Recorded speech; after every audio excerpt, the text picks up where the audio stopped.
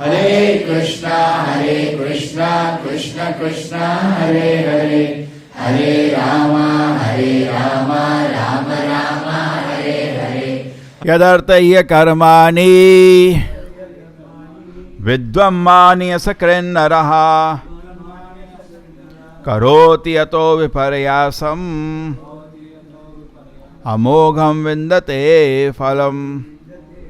A materialistic person thinking himself very advanced in intelligence continuously acts for economic development, but again and again, as initiated in the Vedas, is frustrated in material activities either in this life or in the next. Indeed, the results one obtains are inevitably the opposite of those one desires. प्रभु जी कौन सा language? Hindi, English? तो बहुत सुंदर श्लोक है। प्रहलाद महाराज का दिव्य ज्ञान है। वो अपने सत्संगियों को बोल रहे हैं भगवान की सेवा करो। एक साइड वो इंस्ट्रक्शन, एक साइड मेटल एक्टिविटीज का क्या फायदा है? जस्ट लाइक भज हुरे मन श्री नंद नंदन, पहले तो ये बोल दिया, उसके बाद सीत आत बात बरीश नहीं भी न जाने नहीं जा। भाई मेटल एक्टिविटीज में कुछ नहीं है तुम्हारा, दोनों इधर करो और उधर नहीं करो। Always remember Krishna, never forget Krishna, दोनों हमेशा रहता है साथ। So we have two dos and don'ts. सो इसको समझने की कोशिश करिए, दैट्स वेरी नाइस। सामान्यतः आदमी अभी इंडिविजुअली कलेक्टिवली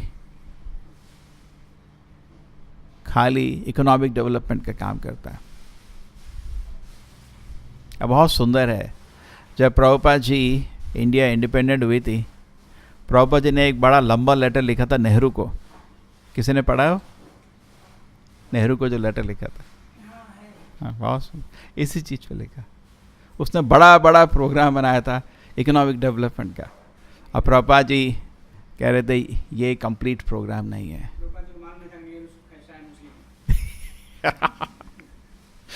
वो बड़ा चीज़ है। चलो, सो द पॉइंट ये है कि आप कहीं भी देखिए, जितने भी बड़े लीडर्स हमारे पास हैं, सब गवर्नमेंट बनाती है हमेशा बड़ा बड़ा प्रोग्राम। कोई भी गवर्नमेंट हो, 5 साल का, 10 साल का, एक फोकस इकोनॉमिक डेवलपमेंट में मेन रहता है। आप घर में भी देखिए ऐसा, इकोनॉमिक डेवलपमेंट पे हमारा टोटल फोकस उधर ही रहता है। एंड इसमें प्रहलाद महाराज जी बोल रहे हैं श्लोक में कि आपको दिखता नहीं क्या? जैसे एक और फेमस श्लोक है, कामादिनाम कठिन कटित फलित दुर्निदेश तेषाम जात में करुणा न तराप न उपशांति। मैं कितना कितना कितना कितना प्लान किया, कठिन कटित फलित दुर्निदेश, और अपने मन के जितने भी उल्टे सीधे विचार थे सब पालन किया, लेकिन उसका रिजल्ट क्या मिला? ये रिजल्ट तो हर दिन अपने को दिखता है ना। कोई इसमें कोई ऐसा नहीं कि ऐसी चीज़ बोल रहे हैं जो आपको कभी दिखी नहीं। हम सब इंद्रियों में लगे हुए हैं और हर क्षण में उसमें हमको फ्रस्ट्रेशन हो रहा है। प्रहलाद महाराज बोल रहे हैं आपको इंद्रियों के फ्रस्ट्रेशन है, ऐसा नहीं कि दिख नहीं रहा, दिखता है। कठिन कटित फलित दुर्निदेश तेषाम जात मयि न करुणा। हाँ, मन आपके पर कभी करुणा नहीं करेगा, आपका समय बर्बाद करेगा, आपका दिन बर्बाद करेगा, आपका जीवन बर्बाद करेगा, कभी करुणा नहीं। चलो फिर से आओ और सिगरेट पियो तुम, और दारू पियो। अरे मेरा कुछ लोगों को होता है, बीमार पड़ते हैं किसी चीज़ से और डॉक्टर के पास जाते हैं, डॉक्टर बोलता है ये नहीं करना। कभी कभी कैंसर पेशेंट को भी सब काट कूट के उसका एक निकाल लिया और उसके बाद वापस जाता है फिर सिगरेट पीता, मन नहीं छोड़ता उसको, कोई करुणा नहीं, ना तराप, कोई शेव नहीं। कभी कभी ऐसी चीज़ मन आपको करने को सोचता है, इवन सोचने का अपने को शर्म लगती है, क्या है मैं क्या चीज़ सोच रहा हूँ, शेमलेस। हाँ, उसके बावजूद भी मन कभी खुश नहीं होता। अगर आपको ऐसा जॉब मिले कि आपको बिना करुणा के काम करना पड़े 24 से 23 घंटा, उसके बाद ऐसा काम जिसमें बेशरम का काम, मतलब सब इलीगल काम, सब घोटाला, सब चोरी का काम, कोई बिल, आपका बॉस बिल नहीं बनाता, कुछ नहीं करता, इधर उधर से स्मगलिंग करता है, नशे का सामान बेचता है, सब गलत हो रहा है, आपको दिख रहा है। ऊपर से आपको 23 घंटे काम कराता है, सोने को भी नहीं देता टाइम, और तीसरा चीज़, उसके बाद कभी खुश नहीं रहता, गुस्सा रहता है हमेशा। आप क्या करोगे? इस्तीफा दोगे ना? भाई नहीं चाहिए, दोगे नहीं दोगे इस्तीफा? ऐसा जॉब कौन करेगा? न करुणा न त्राप न उपशांति तो उसृजेतान, अरे भाई भाड़ में जाओ तुम, यही बोलोगे ना इस्तीफा। तो इसे अपने मन को बोलना पड़ता है, उसृजेतान, my dear mind get lost. अपने मन को जोर के एक बार ही बोलना पड़ेगा। जैसे प्रभुपाद, भक्तसिद्ध प्रभुपाद बोलते थे ना, सुबह उठते हो अपने मन को झाड़ू मारना पड़ता है, रात को चप्पल मारना पड़ता है। ये बहुत ज़रूरी है, बिकॉज मन का और हमारे भौतिक कंसेप्ट का यही प्लान रहता है, किस तरह मैं अपना जीवन कंफर्टेबल कर लूँ। प्रभुपाद जी हंसते हैं एक बारी, आप ना तो जीवन कंफर्टेबल कभी, या तो आप कंफर्टेबल पोजीशन को छोड़ दोगे या कंफर्टेबल पोजीशन आपको छोड़ देगी। आप नहीं रह सकते, ये दुनिया इसके लिए बनाई नहीं है भगवान ने। युद्धपते सांप्रतम लब्ध बुद्धि, अब मेरे को बुद्धि आ गई, अब मेरे को समझ आया, मैं बेमतलब में करेक्ट। जस्ट लाइक इतना लोग लगाते हैं इकोनॉमिक डेवलपमेंट, जैसे कभी मरेंगे नहीं। जैसे आप देखो आजकल लोग रोड में सुबह सुबह दौड़ते रहते हैं, अरे हेल्दी शरीर में भी लोग मरते हैं। पूरा हेल्थ के पीछे आप ज़्यादा इम्बैलेंस आपका रह गया, ऐसा नहीं है कि शरीर का ध्यान ही रखना, बट आपको प्रायोरिटी किसको देना है? प्रायोरिटी किसको देना है, ये बहुत ज़रूरी है हमारा। सो हम ज़्यादातर बैलेंस ख़राब कर देते हैं। हम संडे को बहुत अच्छा श्लोक प्रभुपाद जी डिस्कस कर रहे थे, हमारा ड्यूटीज़, हमारा स्पिरिचुअल ड्यूटीज़ है, मेटेरियल ड्यूटीज़ है, हम स्पिरिचुअल ड्यूटीज़ को नेग्लेक्ट कर देते हैं, ये हमारा गलती है। तो प्रहलाद महाराज हमको रिमाइंड कर रहे हैं कि आपका स्पिरिचुअल ड्यूटीज़ बहुत इंपॉर्टेंट है। आप मेटेरियल ड्यूटीज़ की तरह उसमें फंस गए और अपने को और अपने रिश्तेदारों को, अपने संगियों को, अपने जात को, अपने देश को और या पूरे समाज को। भक्तसिद्ध प्रभुपाद बोलते थे दोनों सेल्फिशनेस है, एक डायरेक्ट सेल्फिशनेस है, एक्सटेंडेड सेल्फिशनेस है, उससे काम नहीं चलेगा, कोई संतुष्ट नहीं होगा। ठीक है, ना तो आप संतुष्ट होगे, ना जिसको आप भौतिक रूप से संतुष्ट करना चाहते हो वो खुश होगा, कभी खुश नहीं होगा। तो ये प्लान तो फेल होने ही वाला है। ठीक है, दिस इज, इसको बोलते हैं होप अगेंस्ट होप, दुराशया, होप अगेंस्ट होप, कोई होप नहीं है, इस प्रोग्राम का आगे चल ही नहीं सकता। और हमको दिख रहा है, हमने नहीं, बहुत लोगों ने बड़ा बड़ा ऐसा प्रोग्राम बनाया था इकोनॉमिक डेवलपमेंट का, यही नहीं पूरा विश्व को कब्जा किया, कुछ टाइम बाद 100 साल 150 साल तब खत्म, करेक्ट, दिखा है।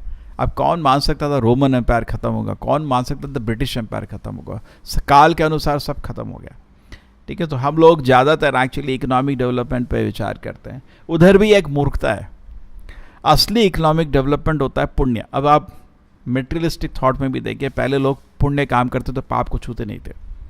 अभी लोग क्या सोचते हैं, सम और other bring money, correct, beg borrow steal, ऋणम कर्ता घृणम पिबेद, किसी तरह पैसा ले आओ।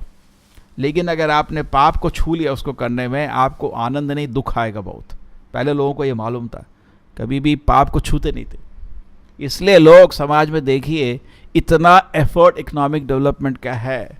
अगर आप भौतिक रूप से भी देखिए, जानवर मनुष्य ज़्यादा खुश है अभी, बिकॉज जानवर पाप नहीं करता, मनुष्य पाप कर रहा है। आप सोचो, आप पाप करके बड़ा घर भी बना लिए, चोरी करके, ये सब, आपको शांति तो गई ना, और ऊपर से आपने पाप किया ना, वो सब जाएगा, सब चला जाएगा। जैसे रावण पाप किया था, भगवान राम की स्त्री को पकड़ के लाया था, पाप किया था, सब जल गया।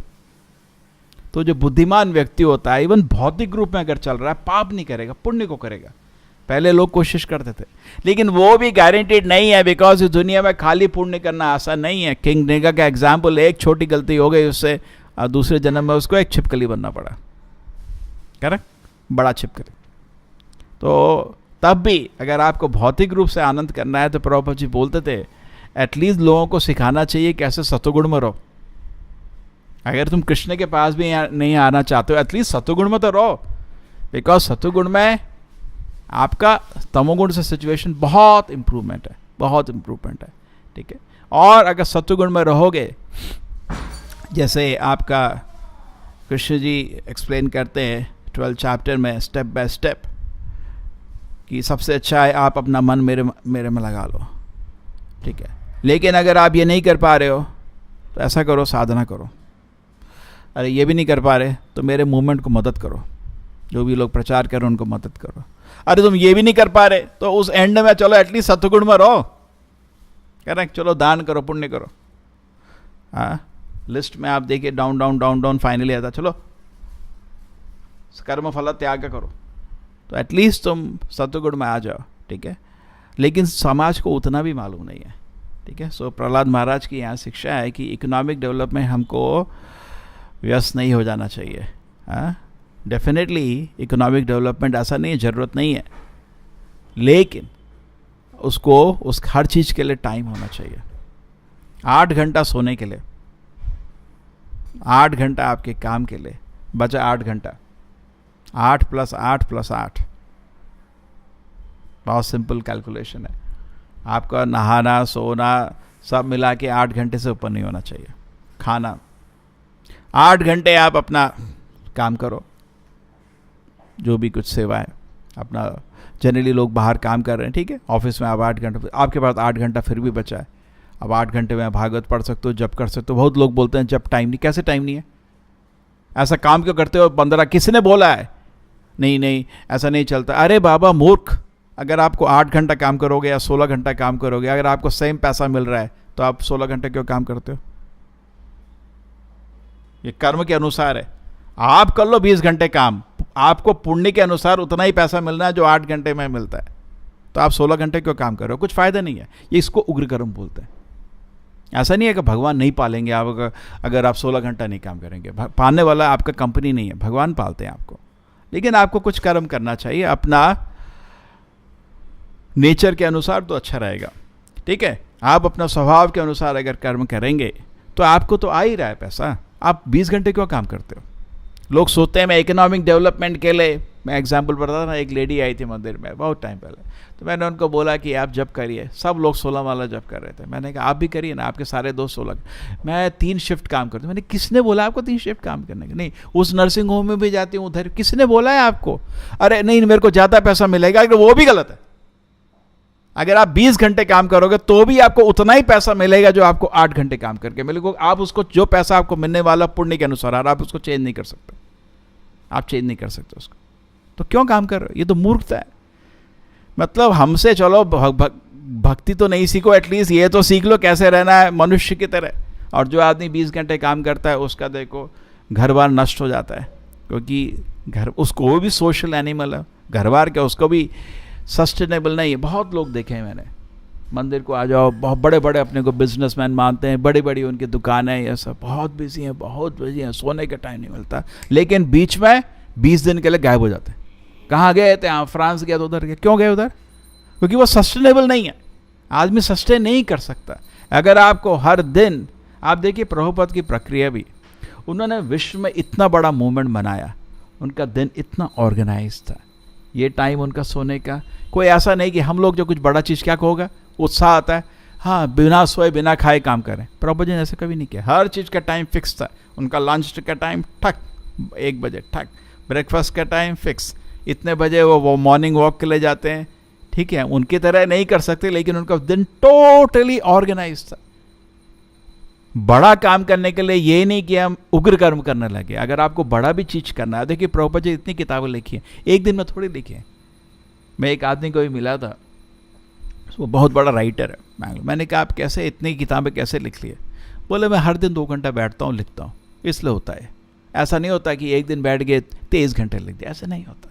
तो अगर आप जैसे प्रचार भी करना चाहते हैं, ऐसा नहीं कि चलो एक दिन निकल गए, सुबह 2 बजे रात को आएंगे, वो एक कितने दिन चलेगा? वो सस्टेनेबल नहीं है। सस्टेनेबल इकोनॉमिक डेवलपमेंट को, हर चीज़ को, जब आदमी, जनरली लोग सोचते हैं कि रजोगुण के प्रभाव में बड़ा काम होता है, जनरली लोग सोचते हैं, लेकिन एक्चुअली बड़ा काम मटेरियल भी सत्वगुण के प्रभाव में होता है। जब आप ड्यूटी के हिसाब से चलते हैं, आपको कोई रोक नहीं सकता। इसमें एक भगवद गीता में लिखा है, हिज डिटर्मिनेशन इज अनब्रेकेबल। उसको फल मिले ना मिले वो काम को नहीं छोड़ेगा। जैसे प्रभुपाद जी, वो तो शुद्ध सत्य में अपने गुरु की सेवा में लगे थे, कोई रिजल्ट नहीं मिला उनको 30 साल, करेक्ट, 30-40 साल कोई रिजल्ट नहीं मिला, लेकिन उनका डिटर्मिनेशन को तोड़ नहीं पाए। फुल एंथुजियाज्म से कितने सुंदर परपट लिख रहे हैं भागवत के फर्स्ट कैंटो का। अचंबा होता है, आदमी का कोई रिजल्ट नहीं, एक शिष्य नहीं इतनी खुशी से इतने आराम से समझा रहे हैं, सेम चीज उनमें कोई फर्क नहीं हुआ। जब मूवमेंट इतना बड़ा हो गया, सेम खुशी से काम चल रहा है उनका। कितना इंपॉर्टेंट है ये चीज़ जानना। लेकिन हम क्या करते हैं, हम लोग ये चीज़ को नहीं समझते, ठीक है ना। हम लोग सोते हैं नहीं हम 20 घंटे, तो सत्वगुण में अगर काम करते हैं तो रजोगुण में गलती क्या होती है, रिजल्ट आया तो हम ओवर एक्साइट हो जाते हैं, प्राउड हो जाते हैं, घमंडी हो जाते हैं, ईर्ष्या करने लगते हैं, और रिजल्ट ना आया तो हम डिप्रेशन में चले जाते हैं। तो रजोगुण में एक्चुअली काम जो लोग सोसाइटी कर रही है वो ठीक नहीं है, ऐसा नहीं चलता काम, ठीक है। और जो चीज़ चाहिए, दूसरा क्या होता है, इवन इकोनॉमिक डेवलपमेंट अगर सत्वगुण में करोगे तो सिंपल लिविंग रहेगा, आपको जितना चीज़ चाहिए बस। ऐसा नहीं है कि वैदिक कल्चर में इकोनॉमिक डेवलपमेंट नहीं था, वैश्य का काम क्या था, लेकिन क्या कर रहे थे, कृषि, गोरक्षा, वाणिज्यम। ये इंडस्ट्री नहीं आपका ऐसा उग्र कर्म नहीं था, मिनिमम, ताकि उनको भगवत भक्ति के लिए भी टाइम मिले। किसान लोग भी काम करते थे, मजदूर, लेकिन कृषि का नेचर है, आपको भी बहुत महीने टाइम मिलता है, आप फ्री हो जाते हो, करेक्ट। एक खेती होगा, 2 टाइम मिलता है आपको आराम से। सो हर आदमी का लाइफ ऑर्गेनाइज था, और ऐसा नहीं था कि अभी हम इकोनॉमिक डेवलपमेंट के लिए काम करें तो ज़्यादा सेट है। प्रभुपाद जी हंसते हैं, नंद महाराज कृष्ण की जी पैदा हुए थे या दुनिया में प्रकट हुए थे, क्या दान दिया था, किसकी हिम्मत है ऐसा दान देने की। भी एक एक गाय में कितना उनको, मतलब गाय भी लाखों गाय, और उस पर से सब वो उनमें ज्वेल्स लगे हुए हैं। तो ऐसा नहीं कि हम लोग सक्सेसफुल हो गए इकोनॉमिक डेवलपमेंट, ऐसा नहीं है। प्रभुपाद जी हंसते थे एक्चुअली, बड़े अपने को सेठ मानते हैं। बीवी तक को आभूषण नहीं लगा, जानवर तो छोड़ दो, अपने बीवी को आभूषण नहीं लगा पाते। जनरली स्त्री को आभूषण की इच्छा होती है, उनका नेचर है। हाँ, बोला जाता है हस्बैंड को वाइफ को आभूषण जरूर देना चाहिए, लेकिन आजकल किसकी हिम्मत है, किसी की हिम्मत नहीं है। तो कैसे हम बोल रहे हैं ये सेठ समाज है, सेठ नहीं है, सो कॉल्ड इकोनॉमिक डेवलपमेंट है, एक्चुअली इकोनॉमिक डेवलपमेंट में नहीं है ये। प्रभुपाद जी हंसते थे, ये क्या प्लास्टिक के कार है इकोनॉमिक डेवलपमेंट द्वारा, नहीं, ठीक है। सो इवन इकोनॉमिक डेवलपमेंट भी लोग मूर्ख हैं। और दूसरी बात कि इकोनॉमिक डेवलपमेंट में हमारा मन, श्री राधा गोविंद की, इकोनॉमिक डेवलपमेंट में पूरा टाइम नहीं लगाना चाहिए अपना। और एक और चीज़ बहुत इंटरेस्टिंग, अगर पाप कर्म करोगे तो पृथ्वी आपको भूखा मार देगी। ये एग्जाम्पल आता है पृथु महाराज की लीला में। जब पृथु महाराज आते हैं, उनके पिताजी किंग वेणा सारा सब यज्ञ अग्न सब बंद कर दिया था उन्होंने बोला था मेरी पूजा करो, इसलिए उनको ऋषि मुनि ने मार दिया था, श्राप से मार दिया था। ऐसे शक्तिशाली ब्राह्मण अभी नहीं है ऐसे। उसके बाद उनके बेटे आए थे पृथु महाराज, उन्होंने भगवान का आह्वान किया और उनके शरीर से ही उनका पैदा हुआ। तो उसके पहले एक पाप पुरुष ही पैदा हुआ चला गया। तो जब ये पृथु महाराज और उनकी वाइफ, क्या नाम था वाइफ, अर्ची के साथ जब आए थे दुनिया में, तो क्या हुआ था, उन्होंने देखा कि मेरे जो सब्जेक्ट्स सब भूखे मर रहे हैं। तो उन्होंने बाण निकाला, क्योंकि वो तो भगवान के अवतार थे। उन्होंने बोला पृथ्वी को अगर तुम मेरे बच्चों को नहीं खिलाओगे, समाज को मैं तुम्हें मार दूंगा। तो उन्होंने बोला मेरे को मार दोगे तो तुम ये लोग रहोगे कैसे। बोले मैं तुम खुद पृथ्वी को उठा सकता हूँ। भूदेवी को उन्होंने चेतावनी दी थी, तो भूदेवी ने डर के मारे भगने लग गई। तो उसने गाय का रूप लिया, बिकॉज जनरली वैदिक कल्चर में गाय को कोई नहीं मारता। तो बहुत गुस्सा था उसके पीछे, और गाय भाग रही थी दर दर, और बाण ले गए पीछे। तो फिर उसने बताया एक्चुअली क्योंकि वो पापी हैं, मैं उनको खाना देने का मन नहीं है। तो प्रभुपाद जी बोलते हैं वो तो विष्णु है, पृथु महाराज तो भगवान के अवतार हैं, एक्चुअली शक्तिवेश अवतार है तब भी। तो वो बोल रहे हैं, भगवान बोल रहे हैं खाना दो, और पृथ्वी बोल रही है नहीं दूंगी। आप समझ रहे हो, अगर पापी पुरुष है, भगवान भी चाहेंगे आपके सृष्टि नहीं देंगे खाना, इसको नहीं देंगे खाना, पापी पुरुष है। तो ये लोग ये इकोनॉमिक डेवलपमेंट पाप करके जो कोशिश कर रहे हैं हमेशा फेल होगा। इकोनॉमिक डेवलपमेंट भी सक्सेसफुल नहीं होगा। ये लोगों का तरीका ही गलत है। इसीलिए लोग 18 घंटे भी काम कर रहे हैं, अब भी भूखे मर रहे हैं। और जानवर आपके बिना काम किए आनंद में है, करेक्ट। कोई जानवर है ऐसा काम कर रहा है, बड़े आनंद में है, सब खुश है, और मनुष्य ही तड़प रहा है, ठीक है। तो ये इकोनॉमिक डेवलपमेंट का तरीका भी गलत है। और इस तरह हमने उग्र कर्म जो शुरू किया है, उग्र कर्म सिविलाइजेशन, उसका रिजल्ट क्या हुआ है? उसका रिजल्ट ये हुआ है कि लोग भक्ति से विहीन है, उनके दिल में कोई खुशी नहीं है भक्ति के विहीन होके। भगवत भक्ति हीनस्य जाति शास्त्र तपस्क्रिया अपारण से देह से मंडलम लोकरंजनम। शास्त्र बोलते हैं भगवत भक्ति अगर निकल गई तो आपकी जो भी जाति हो, आपका जो भी मेहनत हो, तपा शास्त्र आपका जो को जितना नोबेल प्राइज हो, अप्राण से देहस्य, आप जितना भी बैंड बजा लो, अप्राण ही देहस्य, ये एक ऐसा देह है जिसमें प्राण नहीं है। मंडलम लोक रंजनम, मूर्ख लोग ऐसे सिविलाइजेशन को ग्लोरीफाई करते हैं। करेक्ट, जैसे लाइक अमेरिका बड़ा सिविलाइजेशन है। जब प्रभुपाद जी अमेरिकन कोस्ट में पहुंचे, क्या बोला, हमको दुनिया देखनी है तो प्रभुपाद की आंखों से देखो, खुद नहीं देख सकते आप अभी माया से ग्रस्त हो। प्रभुपाद जी क्या बोले, my lord why you have brought me to this terrible place. Prabhupada ji के हिसाब से देखो ना, टेरिबल प्लेस है। कह रहे अब आपकी शक्ति है प्रभुपाद की जैसी, जाके कुछ करो उधर, नहीं तो टेरिबल प्लेस है। कह रहे लिखा नहीं लिखा, आचार्य ने तो लिखा ना, टेरिबल प्लेस। अभी हम तो दुनिया में तो पूरा दुनिया को मानता है, ऐसा नहीं, most successful country, most powerful country. अब प्रभुपाद जी बोले, my lord why you brought me to this terrible place, why, next line में, ये all the people are god by रजोगुण एंड तमोगुण। इनको क्या भगवान का भक्ति समझ आएगा, how they can understand your message. तो प्रभुपाद जी क्यों गए टेरिबल प्लेस में, अपने गुरु के आदेश के अनुसार। कह रहे तब उनको कुछ नहीं छुआ। चैतन्य महाप्रभु की सुरक्षा रहेगी। अगर कोई उनका मूवमेंट को स्प्रेड करना चाहता है तो इवन दो वो माया के समाज में जाएगा, सुरक्षित रहेगा। कभी कभी होता है सेवा करने जाते हैं तो लगता है क्या होगा। मेरे को याद है मैं कभी कभी बुक डिस्ट्रीब्यूशन किया था, ट्रेन के बाहर खड़े हैं, ट्रेन में अंदर देखता था ये सब मूर्ख लोग हैं, सब मतलब टोटली मेटेरियलिस्टिक है, क्या कौन कोई नहीं लेगा किताब, लेगा भी तो पढ़ेगा नहीं। देख के लगता था ये फ़ायदा नहीं। लेकिन आप अगर शुरू करो अपना सेवा, एक अलग मूड शुरू हो जाता है, फिर एक आप टोटली ट्रांसेंडेंटल प्लेन में आ जाते हैं। बिकॉज क्यों, क्योंकि आप एक एक्चुअली गुरु का आदेश, आचार्य का आदेश पालन करने का कोशिश कर रहे हो। आप इंटरनल एनर्जी आपको सुरक्षा दे देती है, ना तो आप उनसे डिस्टर्ब होते हो। करेक्ट, और आपके संग में वो लोग प्रोत्साहन होके गीता खरीदते हैं, अपना पैसा देते हैं गीता खरीदने के लिए। आपको सॉरी क्या हुआ, अभी जो मैं सोच रहा था जाने से पहले क्या फ़ायदा होगा, कोई नहीं लेगा। मेरे को एक बार याद है, हम कुंभ मेला में जा रहे थे, तो क्या हुआ था, हम लोगों ने ट्रेन मिस कर दी। हमको बॉम्बे बहुत बड़ा शहर है, इतनी बड़ी हमने गलती करी। जब तक हम मंदिर में थे, जूहू टेम्पल में थे, वहाँ से जब हम वो रेलवे स्टेशन गए, वो इतना दूर था, उस हमको कुछ मालूम नहीं था। बैंगलोर से आया था हम सब लोग, ट्रेन मिस हो गई हमारी। तो उसके बाद हमने उसको रिक्वेस्ट किया, वहाँ पे होता ना इमरजेंसी कोटा के लिए कुछ, वो उन्होंने वहाँ पे थे, कुंभ मेला के टाइम भी हमने जाके उनको बोला मदद कर दीजिए। तो उन्होंने बड़ा हमको साधु दे के मदद किया, और हमको कुछ 4-5 घंटे वाली आगे ट्रेन होता ना, उनका कोटा होता थोड़ा उनके पास, उन्होंने कर दिया। हम सबको टिकट मिल गया। तो अचंबा था, हम तो वापस जाना पड़ेगा। अब ट्रेन बैठे, इतनी भीड़ वो ट्रेन, हमने देखा है सब बकवास।